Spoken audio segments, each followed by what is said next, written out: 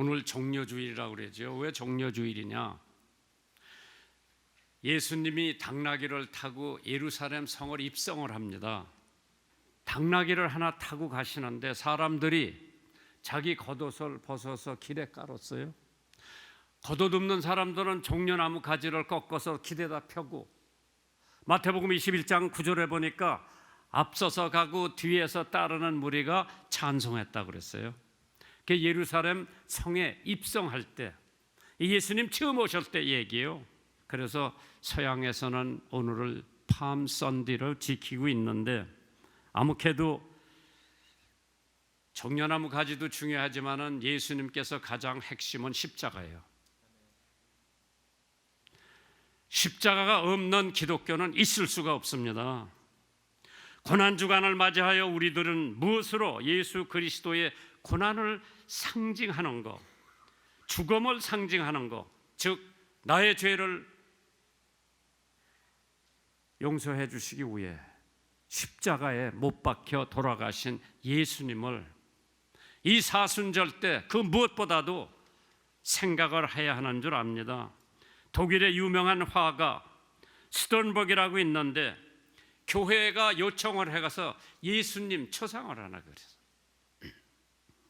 십자가 상에 매달려 돌아가시는 예수님을 그려달라고 교회가 청원해서 그 그림을 잘 그렸어요. 자기 화실에다 갖다 놓고 자기 본업으로 돌아갑니다. 그 사람의 본업은 돈 벌기 위해서 이쁜 여자들의 나체 그림을 그리는 게 그 사람의 본업이었어요. 하루는 그 이쁜 여자 나체를 그리고 있는데 그 여자가 무심코 저 사진이 무슨 사진이요? 물어봤어요. 예수님 십자가에 돌아가시는 그 그림이 무슨 그림이냐고 물어보니까 별 생각 없이 스턴버그라고 하는 화가가 예수 그리스도께서 만민을 죄를 대속하시기 위해서 십자가를 지신 그림이다, 그렇게 얘기를 해주니까 그 여자가 그렇다면 저 예수 그리스도께서 아저씨의 죄를 위해서도 죽으셨을까요? 그렇지 라고 대답은 하는 순간부터 자기 마음속에 양심의 가책을 받기 시작했습니다. 그는 즉시 모든 것을 정리하고 자기가 대답한 말의 참뜻을 알기 위해서 골방에 들어가 성경을 읽기 시작합니다. 그리스도의 고통과 죽음의 진정한 뜻을 깨달은 그는 자신의 죄를 회개하고 그리스도의 죽음에 감격하며 다시 그린 그림이 유명한 십자가에 달리신 그리스도라고 하는 그림이에요. 에케 모허라고 하는 그림. 이 사람을 보라고 하는 문구입니다. 어디서 그 유래가 나왔느냐? 요한복음 19장 5절을 바탕으로 해서 그린 그림입니다. 영국의 유명한 여류 찬송가 작가 프랜시스 헤비겔이라고 하는 여자가 그 그림을 보면서 찬송가 185장 내 너를 위하여 그 찬송을 쓴 여자예요. 젠셀도프라고 하는 유명한 사람이 그 성화를 보면서 감동을 받아 평생 주를 위해 헌신하기로 다짐했던 역사가 바로 그 사진 때문에, 그 그림 때문입니다. 요한복음 19장 5절이 이에 예수께서 가시면류관을 쓰고 자색 옷을 입고 나오시니 빌라도가 저에게 말하되 보라 이 사람이로다. 그리스도의 십자가는 우리들에게 최대 보증서라고 했습니다. 예수님 십자가에 보혈을 넣은 내가 믿으면 내 죄가 다 없어지는 거예요. 얼마나 좋은 보증서예요. 예수님의 십자가는 영생에 대한 보증서입니다. 평화에 대한 보증서입니다. 화목에 대한 보증서입니다. 안전에 대한 보증서입니다. 십자가 믿으세요. 험한 십자가에 달려 죽으실 때 6시서부터 그게 정오지요. 9시까지, 그 오후 3시까지요. 마태복음 27장 45절에 제6시부터 온 땅에 어두움이 임하여 제9시까지 계속됐다고 그랬어요. 12시서부터 오후 3시까지요. 제일 밝을 때 예수님 십자가에 달릴 때 캄캄했어요. 왜? 십자가상의 고통을 당하셨던 그 3시간은 흑암의 3시간이었죠. 침묵의 3시간이었습니다. 메시아의 외로운 투쟁의 3시간이었습니다. 하나님의 뜻을 위한 순종의 3시간이었어요. 하나님의 뜻을 위하여 인내의 3시간이었습니다. 도와줄 자도 없고 의논의 대상도 없이 육체의 고통과 정신적 고뇌를 극단적으로 겪으면서 3시간을 견디시다가 엘리 엘리 라바 사막다니, 나의 하나님 나의 하나님 어찌하여 나를 버리셨나이까 외치면서 운명하셨습니다. 누구를 위해서? 나 같은 죄인을 위해서. 사람들이 김정한 목사님 죄 없을 텐데, 여러분보다 내가 죄가 더 많습니다. 목회를 하려니까 여러분보다 더 실천을 해야 되는데 못해요. 기도도 여러분보다 더 많이 해야 되는데 여러분만 못해요. 헌금도 여러분보다 더 많이 해야 되는데 못해요. 하나님을 위해서 더 헌신해야 되는데 하고 싶어도 못해요. 주님이 지신 이 험한 십자가의 큰 뜻이 무엇인가? 첫째로 죽음이라고 하는 거예요. 십자가는 죽음이에요. 십자가 없이 죽는다. 빌라도가 가로되 그러면 그리스도라 하는 예수를 내가 어떻게 하랴? 저희가 다 가로되 십자가에 못 박혀야 하겠나이다. 죽으려는 얘기죠. 십자가에 못 박으라는 말은 가장 무서운 방법으로 죽이라고 하는 뜻입니다. 십자가를 진다는 것은 죽는다는 뜻이고, 마지막 험하게 왜 사람을 그냥 죽이지? 왜 십자가에 못 박혀 죽이나? 죄수로서 가장 무서운 형에 죽는 방법이 십자가에서 죽는 겁니다. 인생에 대해 우리는 다 애착을 가지고 있죠. 사람들을 오래 살기 위해서 병원을 세워놨죠. 오래 살기 위해서 약이 있고 의사가 있고 간호사가 있고 운동을 하고 비타민을 먹고, 건강에 좋다는 것은 가리지 않고 다 먹는 것이 우리 인간이에요. 몽테뉴의 그 수상록에 이러한 말이 있습니다. 인간 생애의 목적은 죽음이라고 그랬어요. 이것은 필연적인 목적이라고 그랬고, 죽음은 가장 평범한 사실이므로 죽음을 멀리하거나 잊어버리는 것은 목적에서 이탈하는 어리석음이라고 했습니다. 오히려 우리는 날마다 생활에서 죽음과 가까이 지내야 한다고 하는 것을 깨달아야 합니다. 어떤 이는 큰 병 한 번 앓지 않고 평생을 살기도 하고, 어떤 이는 가난을 겪지 않고 평생을 마치기도 하고, 그러나 죽음은 모든 인간이 맞아야 하는 엄숙한 사실이므로 죽음을 준비한다는 것은 실상 한 생애의 성공과 실패를 결정하는 중요한 문제라고 했습니다. 죽음의 준비는 자유의 준비라고 했습니다. 다시 말씀하면은 사람이 어떻게 죽어야 할 것인가 안다면 그대로 비로소 그는 예속과 구속에 해방될 수 있다는 뜻을 알아야 됩니다. 현대 문명은 오락과 취미, 물질에 대한 욕구 등을 총동원하여 되도록 죽음을 잊어버리라고 가르치고 있으나, 사실은 중세기 수도사들의 표허가 죽음을 기억하라는 말이 더욱 현대인을 가치 있게 만드는 명제가 될 것이라고 했습니다. 인간은 누구나 게임을 하고 싶어 하죠. 즉 되도록 짐을 줄이고 기쁨을 누려보려고 하는 게임, 이 게임만을 한평생 하다가 죽는다면 얼마나 비참한 인간인가. 기독교가 말하는 인생관은 이러한 게임에서 해방되고자 하는 것이 우리 기독교인들이 가져야 할 의미입니다. 바울은 이 진리를 신앙 속에서 발견하고 이제까지 생활을 분토처럼 여기고 기쁨의 개가를 불렀던 사람입니다. 다윗이 이 진리를 발견하고 이제야말로 나의 모든 희망을 하나님께 두게 되었다고 노래를 합니다. 우리는 잘 살아야 합니다. 그러나 잘 산다는 것이 날마다의 삶을 잘 죽어간다는 것을 의미하고 있습니다. 우리는 많은 가능성을 안고 살아갑니다. 생명이란 무제한의 가능성을 내포하고 있습니다. 그러나 그 생명 속에 확실한 것은 오직 하나밖에 없습니다. 그것이 바로 죽음이라고 하는 겁니다. 전도서 9장 5절에 비록 산 자는 죽을 줄 알도록 죽은 자는 아무것도 모르며 다시는 상도 받지 못하는 것은 그 이름이 잊어버린 바 됨이니라. 생명과 죽음은 우주의 2대 신비라고 했습니다. 인간은 이 두 개의 신비 사이에서 한평생을 엄숙하게 지내야 됩니다. 저는 한 생명이 끝나는 순간을 여러 번 지켜봤습니다. 그것은 참으로 엄숙한 시간입니다.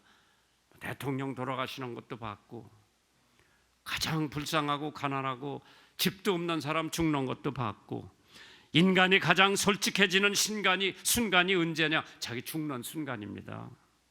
그것은 사실상 한 생애에 대한 심판의 순간이므로 거짓도 핑계도 그동안 쌓았던 이중 삼중의 가면도 다 벗어놓아야 하는 순간입니다. 자랑도 교만도 허풍도 더 이상 용납되지 않는 순간이 바로 우리가 죽는 순간입니다. 그때 허풍이 무슨 소용이 있어요? 그때 뭐 우리가 만들어 놓은 게 무슨 소용이 있어요? 간디가 남긴 최후의 말은 내 나이를 완결했다 라는 말이었다고 합니다. 자기에게 주어진 생명의 기간을 잘 끝냈다는 뜻입니다.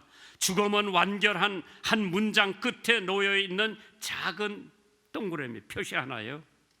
사망아 너의 이기는 것이 어디 있느냐? 사망아 너의 쏘는 것이 어디 있느냐? 사망에 쏘는 것은 죄요 죄의 권능은 율법이라. 우리 주 예수 그리스도로 말미암아 우리에게 이김을 주시는 하나님께 감사하라고 그랬습니다.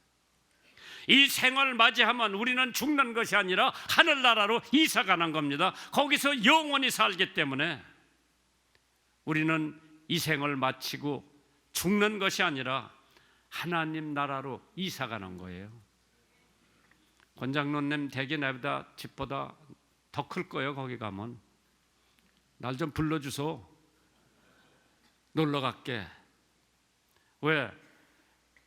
요한복음 14장에 예수님이 2000년 전에 하늘에 올라가서 뭐 하고 계신지 아세요? I go to prepare mansion for you.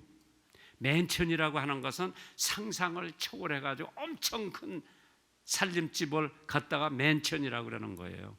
예수님께서 말씀하시기를 내가 여기를 떠나면 내가 가서 너희들을 위해서 맨션을 준비한다고 그랬어. 저 기차길 건너에 조그만 오막집이 아니라 예수님이 여러분과 나를 위해서 맨션을 준비한다고 그랬어. 정장론의 맨션이 클까? 내게 맨션이 클까? 그건 우리가 하늘에다가 보화를 얼마나 갖다 쌓아놨나 거기에 달려있는 거예요. 어떤 사람이 꿈을 꿨는데 하늘나라를 간 거예요. 베드로가 다 구경을 시켜주는 거예요. 커다란 저택이 하나 있는데 자기 생각에 저거 나를 위해서 준비해 놓겠지. 왜? 자기가 교회 헌금도 많이 내고 자선사업도 많이 하고 세금도 많이 내고. 그런데 저거 누구네 집이냐고 물어보니까 베드로가 뭐 쭉 책을 꺼내서 보더니 저건 당신 집에 있던 식모집이라고 그러더라고. 깜짝 놀란 거예요. 야, 우리 집 식모집이 저렇게 크면은 우리 집에 저거 10배는 넘겠지. 한참 가서 골목길 다 지나가고 조그만 학고방집에 하나 있는데 저건 누구 집입니까? 베드로가 또 다시 책을 쭉 들여다보더니 당신이 살 집이라고 그러더래. 그리고 깬 거예요. 그리고 깨달은 거예요. 아, 내가 이제까지 산 허탕으로 살았구나. 더 열심히 주님을 위해서 살아야지. 참 멋있는 꿈 꾼 거예요. 사람이 얼마나 사느냐고 물어보잖아요. 나더러 120세 살라고 악담하는 사람도 있더라. 우리가 대부분 그래요. 몇 살 사실 거예요? 90, 100. 빌리그램 목사님 100세 사시고 가셨어요. 하나님한테 물어보세요. 몇 년 살 거냐고 물으면 한 번 산다고 그랬어. 이해가 가요? 하나님한테 물어보니까 우리 몇 년 살아야 됩니까? 한 번 산다고 그래. 한 번.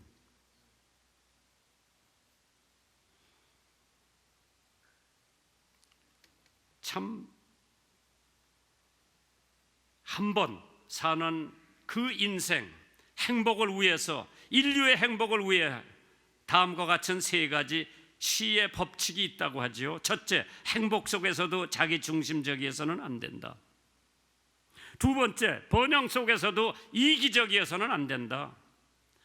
그러니까 사리사욕만 취하지 말고 이기적이 되지 말고, 세 번째, 선행 속에서도 독선적이어서는 안 된다. 완전히 연소된 인생, 그것은 바로 예술적인 인생이라고 했습니다. 나를 믿어주는 이가 있으니까 나는 진실해야지. 나를 걱정해주는 사람이 있으니까 나는 깨끗해야지. 나를 도와주는 사람이 있으니까 나는 멋있게 살아야지.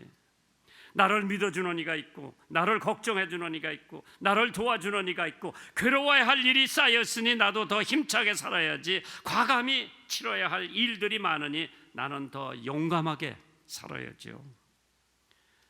포 틸릭이라고 하는 사람이 고대인의 불행은 숙명과 죽음의 문제에서 왔다고 그랬고요, 중세기인의 불행은 죄와 벌의 문제에서 비롯됐다고 그랬고요, 현대인의 불행, 여러분과 저의 불행은 생의 무의미함으로부터 왔다고 그랬어요. 많은 사람들이 지금 인생의 삶에 의미가 없어. 내가 왜 살아야 되는지도 몰라. 가가와 도요히코가 이런 시를 썼어요. 나는 어떤 책에서 예수라고 하는 사나이가 분주히 돌아다니는 얘기를 읽었다. 착한 일을 위하여 분주히 돌아다닌다는 얘기.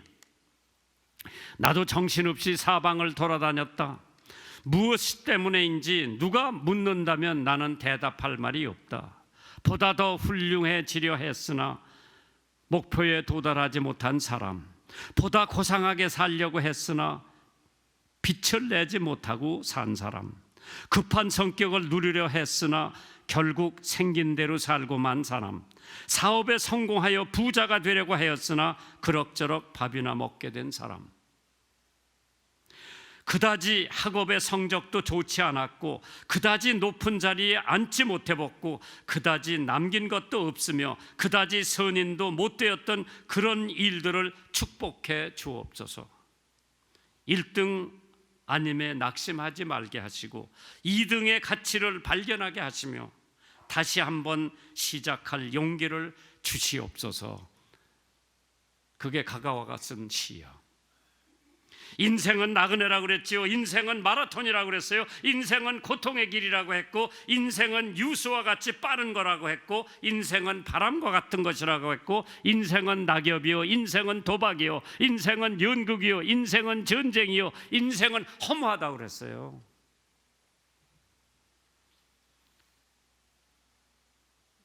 치매가 걸리고 만화님이 돌아가시고 혼자 독방에서 사는 사람한테 물어보세요. 아, 인생은 허무한 거다고 답변하면은 그건 멋있는 사람이에요. 허무라고 하는 지하철을 탔다면 곧 갈아타십시오. 예수님은 당신에게 보람을 주실 겁니다. 교만이라고 부르는 비행기를 탔다면 곧 갈아타십시오. 예수님은 당신을 보통 사람이 되게 할 겁니다. 성공이라 부르는 과속 택시를 탔다면 곧 갈아타십시오. 성실이라는 새 차표를 받으셔야 합니다. 욕심이라 부르는 배에 탔다면 곧 갈아타십시오. 상륙해야 할 만족의 섬은 예수님입니다. 미움이라고 부르는 호랑이 등에 올라탔다면 곧 갈아타세요. 예수님께 사랑의 묘약을 받아야 합니다. 죽음이 없이는 삶이 없다고 했습니다. 빌립보서 1장 21절에 내가 사는 것은 그리스도니 죽는 것도 유익하다고 했습니다. 우리는 죽어야 삽니다. 로마서 6장 23절에 죄의 삭은 사망이요 하나님의 은사는 그리스도 예수 우리 중 안에 있는 영생이라고 했습니다. 바울은 매일 죽는다고 그랬죠. 갈라디아서에 내가 그리스도와 함께 십자가에 못 박혔나니 그런즉 이제 내가 산 것이 아니요 오직 내 안에 그리스도께서 사신 것이라. 이제 내가 육체 가운데 사는 것은 나를 사랑하사 나를 위하여 자기 몸을 버리신 하나님의 아들을 믿는 믿음 안에서 사는 거라 그랬어요. 그러면서 나 내일 난 매일 죽는다고 그랬어. 매일 죽어야 우리는 그리스도를 위해서 큰 일을 할 수 있습니다. 예수님은 4번이나 나는 죽어야 한다고 하는 말씀을 예고하셨습니다. 그것은 나는 끝났다가 아닙니다. 죽음을 말씀하실 때는 언제나 부활을 동시에 말씀하셨습니다. 죽음이란 부활의 전주곡입니다. 죽음은 생명의 문입니다. 믿으세요. 예수님은 죽음의 쇠사슬과 영생의 열쇠를 가지고 계십니다. 십자가는 죽음의 상징이니 죽음의 십자가가 없으면 영광의 부활도 없습니다. 비록 험한 십자가였지만은 영광과 부활을 달성하기 위해서 절대적으로 필요한 것이 십자가였습니다. 험한 십자가를 지시고 돌아가셨을 때 사흘 만에 무덤을 깨치고 살아나셨습니다. 그 십자가의 죽음이 없었다면 예수님의 부활도 없습니다. 예수님의 부활을 기대하는 우리도 매일 죽어야 됩니다. 그러면 우리도 부활이라고 하는 새 생명을 얻을 수가 있는 줄 믿으시기를 주님의 이름으로 축원합니다. 고난주간이 다가옵니다. 적어도 고난주간에 금식 한번 해봐야 되고요. 내가 중앙교회 목회할 적에는 교인들더러 고난주간만이라도 텔레비 코드 다 빼놔라. 그 시간에 성경 보고 십자가 묵상하고, 어느 집이 그 기간에 신방해 보니까 텔레비가 그냥 뭐 막 왕왕왕왕 울리고 있더라고요. 내가 가서 뺐어. 목사님 그 텔레비 왜 빼요? 우리 아이가 좋아하는데. 지난주간 광고 못 들었구나. 지금 고난주간이요.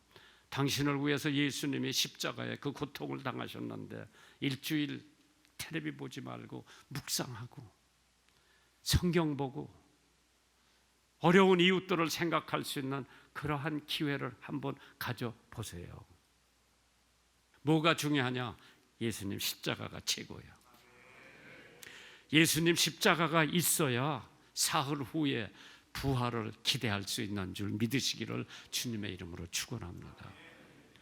여러분의 경제도 부활되고, 여러분의 건강도 부활되고, 여러분의 모든 생활이 부활되는 금년 부활절이 되기를 주님의 이름으로 축원합니다.